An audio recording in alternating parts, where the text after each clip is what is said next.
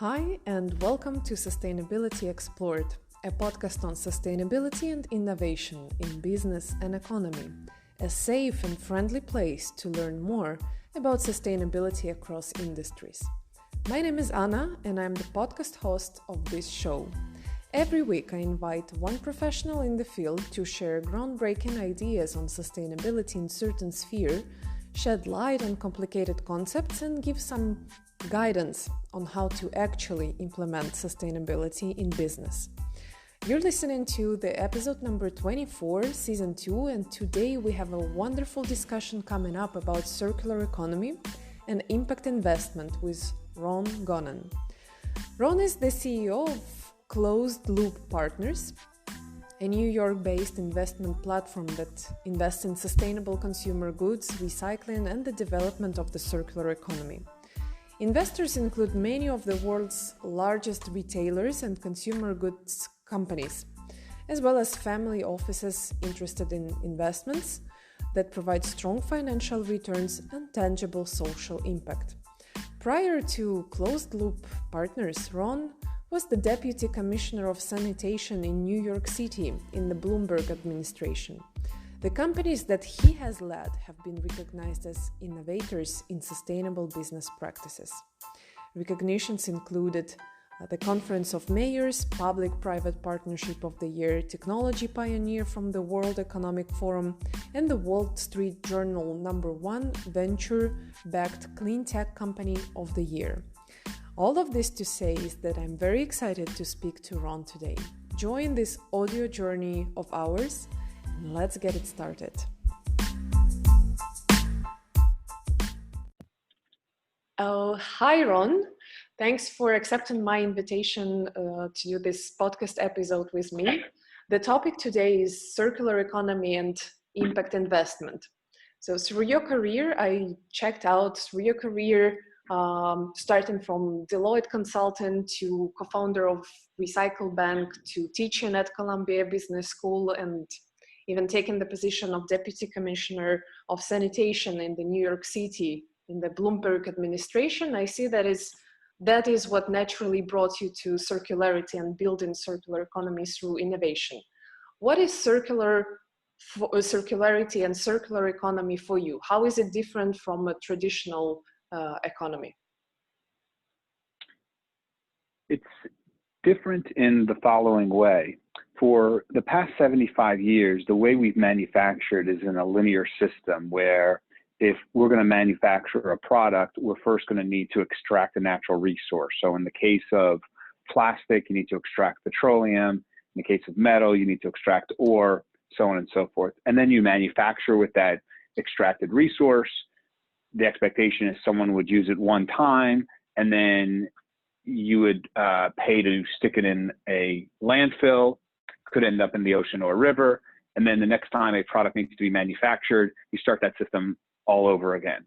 And I recognize that that system is in the best financial interest of the extractive industries and the landfill industry, but it's not in the best interest of consumer goods companies, retailers, consumers, municipalities who have to dispose of this material in a landfill, and definitely not in the best interest of the environment that we all share.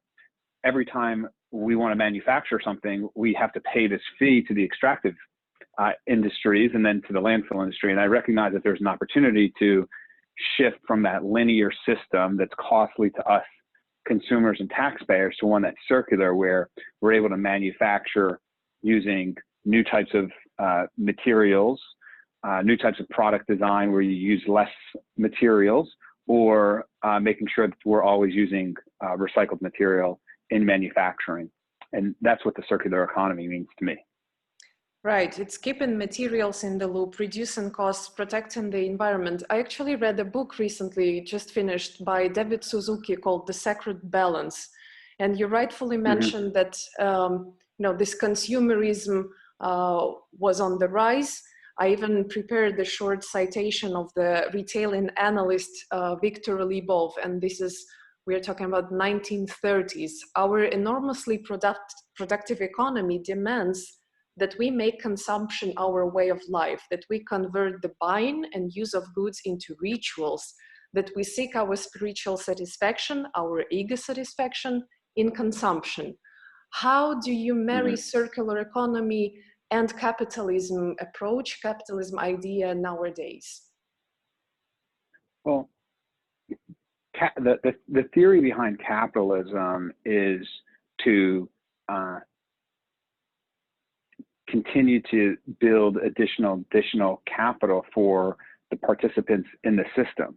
But the foundation of that is transparency. So when Adam Smith came up with the concept of capitalism, he was very clear that it's a fair trade of goods. You're transparent about the goods that are being bought and sold. Otherwise, you lose trust in the system. And so I see a circular system is very much aligned with capitalism, because you're effectively providing the consumer and all the stakeholders transparency in the system so that they can understand how the product was made and its quality and its expected longevity. When you have a linear system, you actually have an incentive to continually design lower and lower quality products, because the lower the quality of the product, the shorter the time the consumer can use it, the sooner they need to get rid of it, pay for it to go to a landfill, and go back to getting a new product and requesting that the extractive industries extract more material that they'll have to pay for to manufacture that new product. And so we definitely view the circular economy as far more aligned with the transparency and quality of product that we should expect from capitalism than a linear system, which we view as corrupt and costly. You're now leading the closed loop partners that is almost over 6 years old, right? How is it going? What kind of projects receive investment? This is the investment firm, correct? Correct. So Closed Loop Partners is an investment firm and advisory firm. We manage a suite of funds that allow us to invest anywhere along the growth trajectory of a solution in the circular economy. And then we also manage an advisory services firm called the Center for Circular Economy that identifies the most challenging bottlenecks in the system and develops products and solutions for them. It's been going very well so far. We started 6 years ago. Before people were talking about the circular economy, we were the first investment firm in the world primarily focused on the space. And one of the great things that we've seen in the last year or two is more and more companies, more and more investors are recognizing the tremendous economic opportunity in the shift. And we're now investors in approximately 50 portfolio companies. Wow. Are there any specific criteria or requirements for the company or startup to comply with to qualify for investment from Closed Loop Partners? Well, each of our funds has a criteria about what stage of a company it can invest in, and that ranges from our venture fund that will invest the first few $100,000 or $1 million into a company, all the way to our private equity fund that will acquire a company for tens of millions of dollars. So you need to be able to fit into the asset class that we're investing out of, number one. Number two is we need to clearly see how your business model is promoting circularity.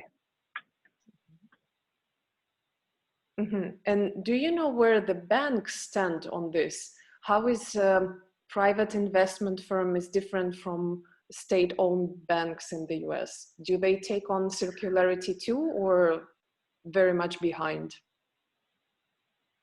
The banks are definitely getting up to speed on the opportunities in the circular economy. And so we've invested together with Goldman Sachs, with Citi, with TIAA, with Northern Trust. And so the financial services community is definitely recognizing the shift in the economic opportunity, but it does take time. When we say impact investment, what is it about? How to measure impact? When you're measuring impact, you should choose the criteria that you feel that you can measure that demonstrates that your company's operations help the communities that it operates in. If we don't start building closer relationships between companies and the communities we operate, then we do create a threat to capitalism. And if you identify where you think you're having the most positive impact, maybe in job creation, it may be in reducing GHG emissions, it may be in finding alternative materials. Find those criteria where you think you're having the most impact, or where you want to have the most impact, and start measuring it. Mm-hmm. The next question is coming from a dear friend of mine, Dennis. He asked me and actually puzzled me with this question, or even, approach, the phrasing of the question, where to invest at times of climate crisis. But he actually meant at the end of the world, where to invest when the world collapses. Do you have any idea?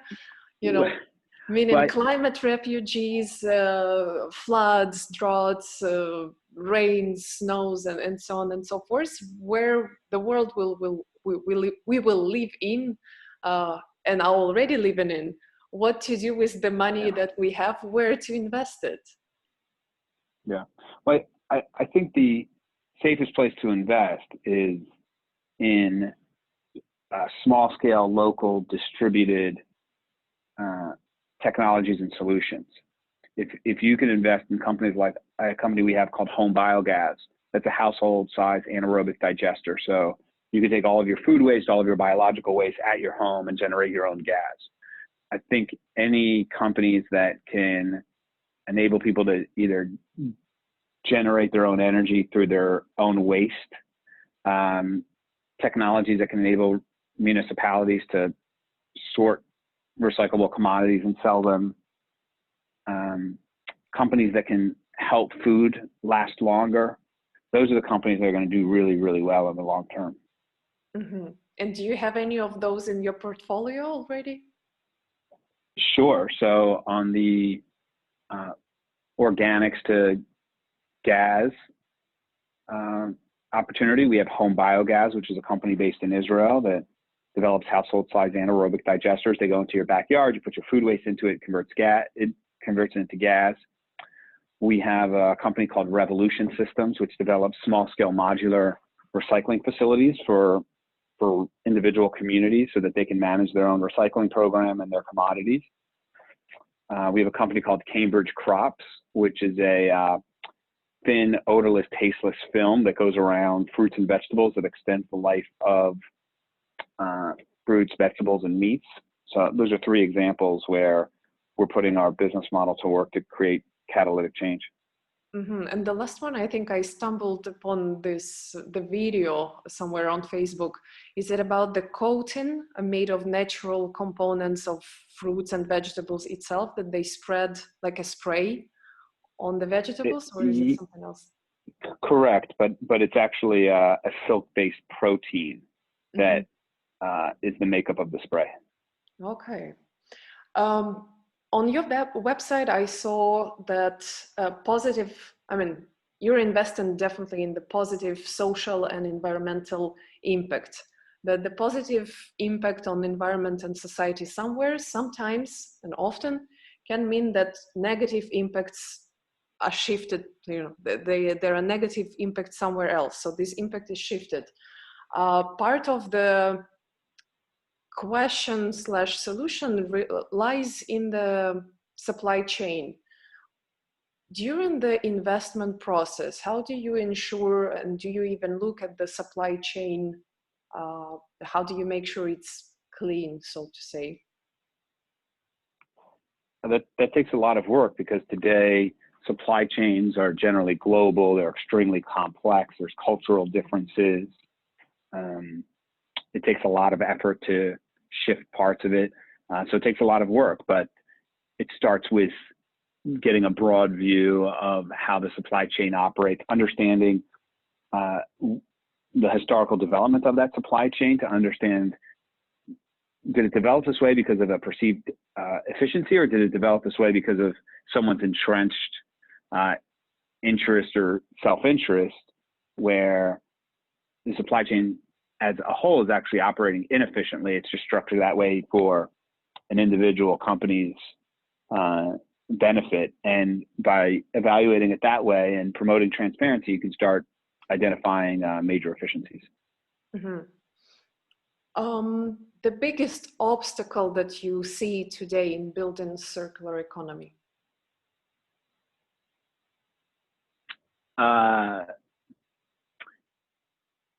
Entrenched interest in the extractive industries and the landfill industries who will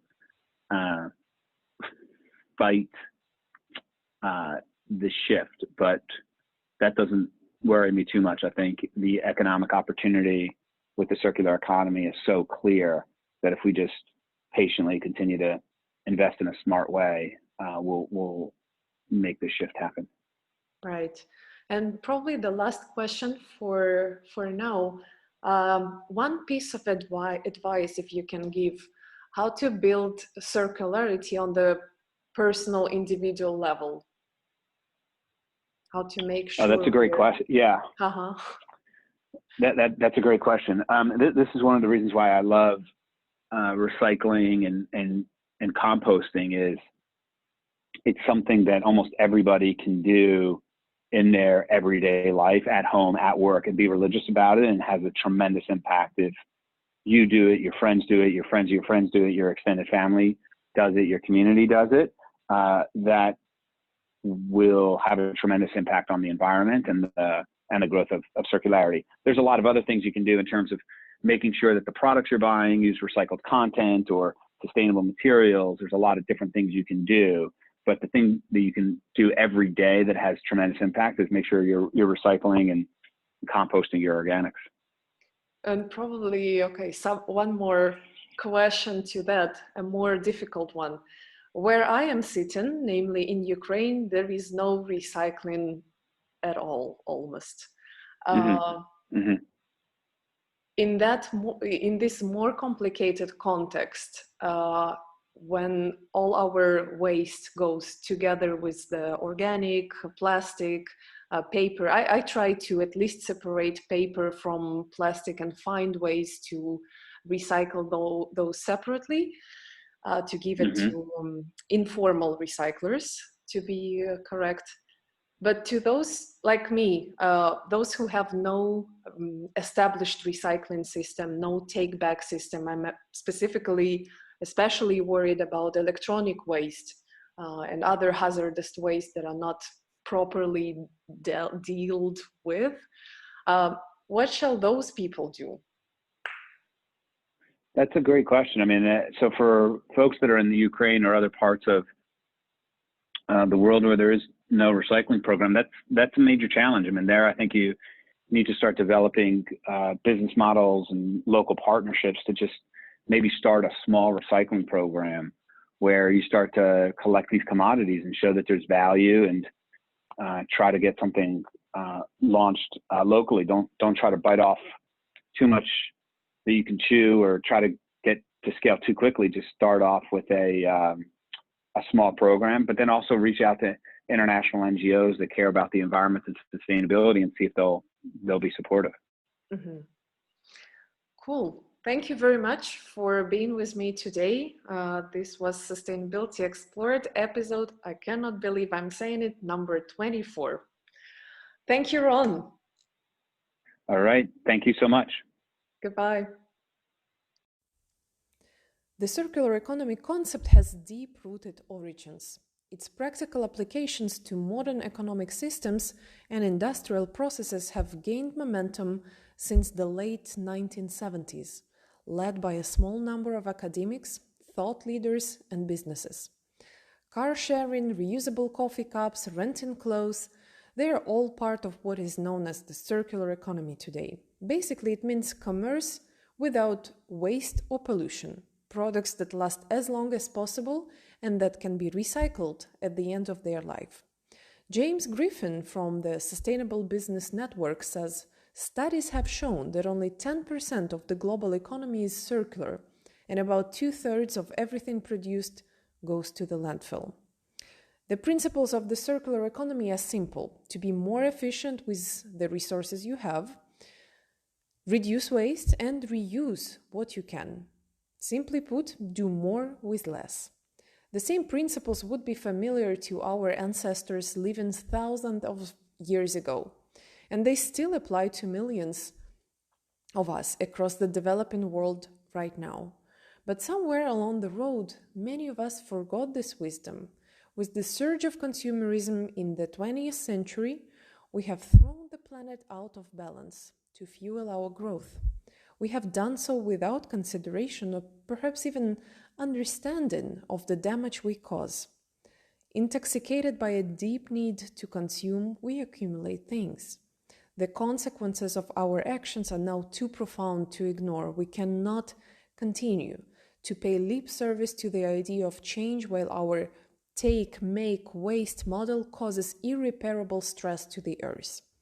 Let's look at plastic, for example. Half of all the plastic that has ever been made was manufactured in the last 13 years. Less than 10% of plastic has ever been recycled, with most of it, unfortunately, ending up in landfills, dumps, or in the oceans, where it can last for centuries. At the same time, energy consumption is projected to grow by 1/3 in the next 20 years. Now, at the dawn of the fourth industrial revolution, we stand on the cusp of a new era of growth. If we are willing to walk the talk, we can choose a path driven by advancements in technology and understanding where social, economic, and environmental responsibility merge. The World Economic Forum estimates that the transition to a circular model could be worth $1 trillion to the economy by 2025 and create 100,000 new jobs. But the long-term rewards are even greater, passing on a world in which our descendants can continue to thrive for generations to come and contribute to the never-ending development of humanity.